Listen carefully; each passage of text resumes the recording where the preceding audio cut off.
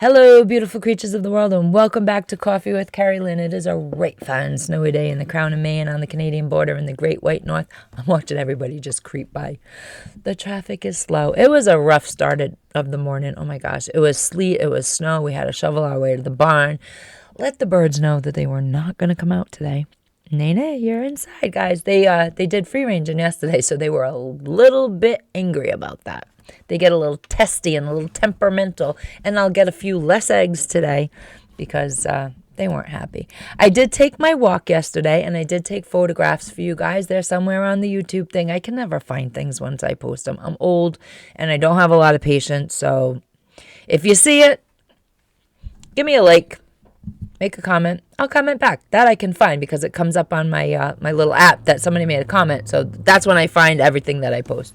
Just how it goes. I'm just old and I don't have a lot of time. But I will get back to you if you make a comment. So yeah, I was just kind of decompressing because my day is full of animals, household chores, and news. I basically run a 24-hour news cycle. A lot of times I'm out in the yard with my headphones on and everybody's like thinking I'm listening to music because I'm just kind of going along and doing my chores. But I'm actually listening to news. So yesterday was great to get out and about, and I'm sorry I didn't want to share it in a video. Selfish moment. I did get my hair did on Wednesday. Looks good, huh? Yeah. Takes a lot of cash to look like trash, let me tell you. Guys and dolls, you've got to have a peaceful mind. You've got to make your mind peaceful before you can make life around you peaceful. And we all have the fight or flight sensation within us. It's called your intuition. If something doesn't sound right, something doesn't seem right, you don't think you're getting the whole story, something smelling in Denmark, you can bet your bottom dollar you aren't getting the whole story. We need to start paying attention to that gut cramping feeling when something seems off. We need to start paying attention now more than ever. And you need to start observing life. Whether you want to or not, you really have to start observing life around you. There are a lot of situations going on in our country right now, in the transportation sector specifically. And now these situations, coincidences? Perhaps. As we are told, a lot of accidents happen all the time. A lot of things happen all the time. And it just happens to be a month of them happening all at once. Whatever. I don't care if you're a conspiracy theorist or you actually do believe that this is just a general cycle and maybe we're in a slow news cycle, so they're picking up more of these. I don't care. That's not my job. It's not my job to care if you're a conspiracy theorist and think, oh my God, something really bigger is going on, or you're just absorbing some of the news and saying, well, it must be a slow news cycle. That's your business. I'm not a conspiracy theorist by any fashion, but I'm noticing that more and more people really are completely unprepared for anything to happen to them in a crisis situation. It's not prepping, it's homesteading, it's being prepared. Being prepared is not being a prepper. It's being prepared. It's being able to get yourself out of a crisis, through a crisis. You need to be your own first responder, and so many people are not. So what I want to ask you guys to do is put your critical thinking caps on and start placing yourselves into these news cycle events. And yeah, I'm talking about events like East Palestine, Ohio. That is going to be, in my belief, that is going to be the worst environmental disaster in the United States since the Exxon Valdez stuff. I really do believe that. Now, this month alone, there has been several transportation disasters. You got the Chinese spy balloon, then you got UFOs. You've had train derailments in South Carolina. We've had problems in Texas. We've had tankers carrying hazardous materials rolling over on the highways. We have East Palestine disaster. Last night, Thursday, February 16th, 2023, we had another train derailment in Van Buren Township, just outside of Detroit, Michigan. One car was carrying hazardous materials, but officials say that car has been uprated and it is not a hazmat situation.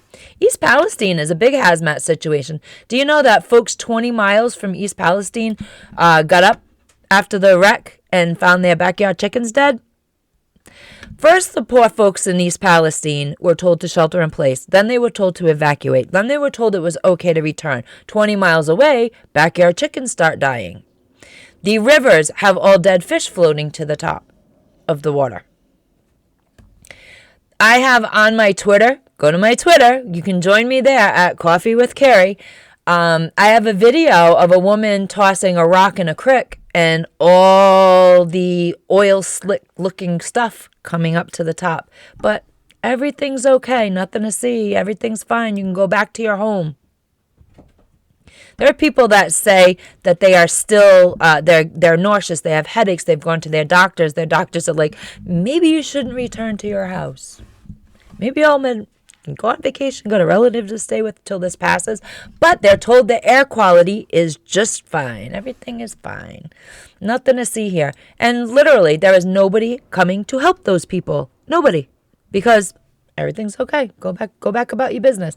You know, maybe a really small town, East Palestine, about 5,000 people, but that town matters to those 5,000 people. That is their life. And what would happen if something like that happened near you and you had to evacuate immediately? Look around your house. What would you take? Do you have pets? Can you take them? What if you have a homestead like us, even this little micro farm? We've got a very small flock of chickens. We've got a flock of turkeys. We've got some Angora rabbits. Personally, I can take my entire farm with me because I have a micro farm. And I do have family and friends that live well away from me that would get me out of a 20-mile radius, out of the area, that can take my farm critter for me. They could take me in. And I can do the same for them if something happened in their area. See, a little bit of planning goes a long way, guys and dolls. It really does. And a little bit of critical thinking. But what if you don't have to evacuate? We can make this scenario much, much simpler. You need to shelter in place. Snowstorm. Shelter in place. You can't go out. Go to your cupboards right now and look in your cupboards and see how much food you have. And can you make meals for a few days? Do you have that ability? Can you make meals for a few weeks? Do you have that ability? You know, my grandmother used to say there are needs and there are wants, and you kids need to learn the difference. A need is food, clothing, shelter, water. Without those things, you die. That's a need. The 70-inch color TV at Walmart that's on sale that you want, that's a want. You get that, you're still going to die if you don't have the other things. So identify wants and needs, as well as for your pets. When you're putting food into your house, make sure you put that much storage into your house for your pets. It's not prepping. I mean, people have given it a really dirty word, prepping. Prepping's a dirty word these days. It's not. It's being prepared. Being prepared to be your own first responder, being prepared to get yourself and your family through a crisis is not being a prepper with a bomb shelter in the backyard. You're not a crazy person for wanting to do that, because there are instances such as these snowstorms that you're stuck at home. Can you feed your children for a couple days? You know, in 2007, and I do believe it was 2007. It was between 2005 and 2007. I'm old. The mind is going. We had family in New Hampshire.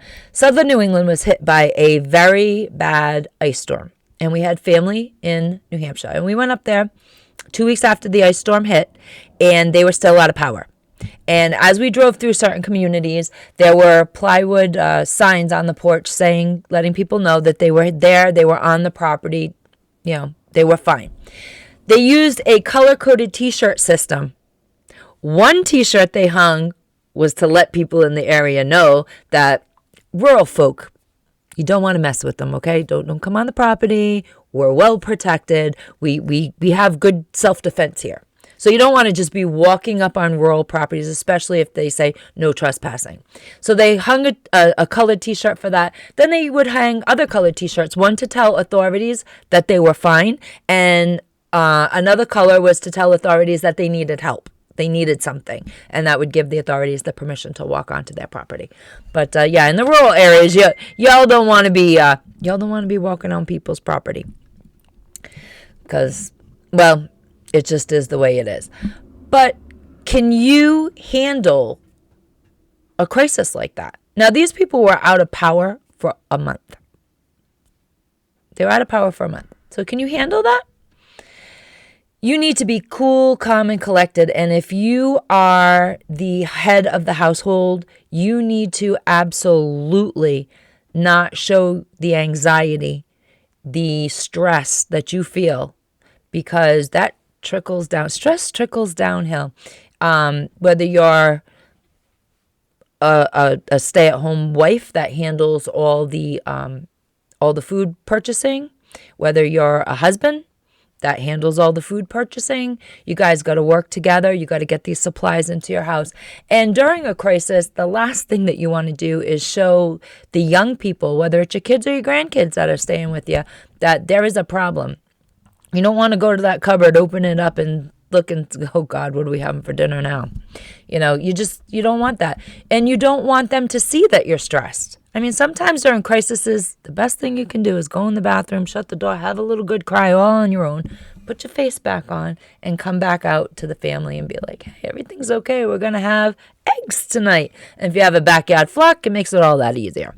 But you need to have the food storage. You need to have a few days, if not a few weeks worth of food in your house. Because as these transportation disasters are showing us, there's nobody coming to help you guys. Nobody.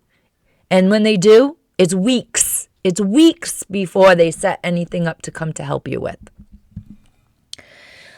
You need to keep your household peaceful from the chaos. You really do. Out there, chaos. You don't want to bring that in. You don't want to subject that to the rest of your family. So no matter what it takes, no matter what you have to do, whether it's extra meditation or walks in nature, you need to make yourself peaceful before you can make the life of those around you peaceful. Well, beautiful creatures of the world, just a little food for thought. Get your critical thinking skills in order and think about what you would do if a disaster like East Palestine happens in your area. Carpe diem, beautiful creatures of the world. And don't forget, no one promised you a tomorrow. Ciao.